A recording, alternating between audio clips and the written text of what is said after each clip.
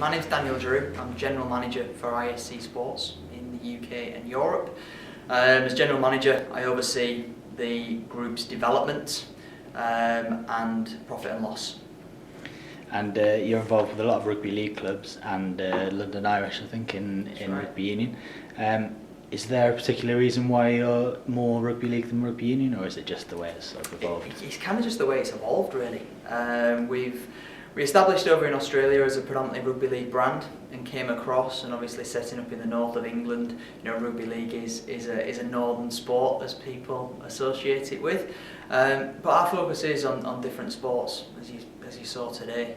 Rugby union is a key objective for us to move and grow our brand at an elite level, but also within a grassroots level over the next sort of 12 to 18 months, and also looking at other sectors as well. So it's not just rugby league, it just happens that we've just got domination within that sector. And what are the sort of key numbers or figures or the key performance indicators that you look at in terms of whether to supply a certain team?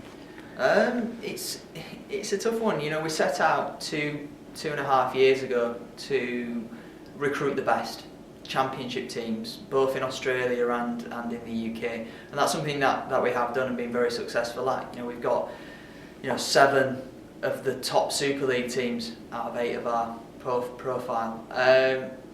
Going forward, some of those teams now that we have, they're not all championship winning teams. We've taken on teams where we believe we can help them and make a difference to their retail operation and business.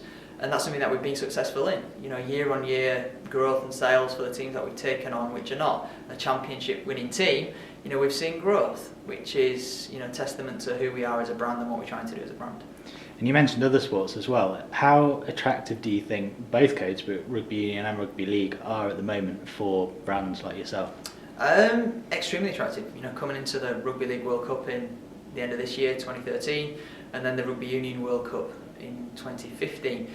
Rugby's on the cusp of a wave at this moment in time, and it's one where it's going to continue. There's going to be a long-lasting legacy after the World Cups in both 13 and 15 in both codes. So yeah, it's going to really continue to grow. And obviously, rugby turned professional a lot more recently than sports like football and other sports. Have you noticed that clubs are better at interacting with brands and exploiting different opportunities and marketing and sponsorship over the years that you've been involved?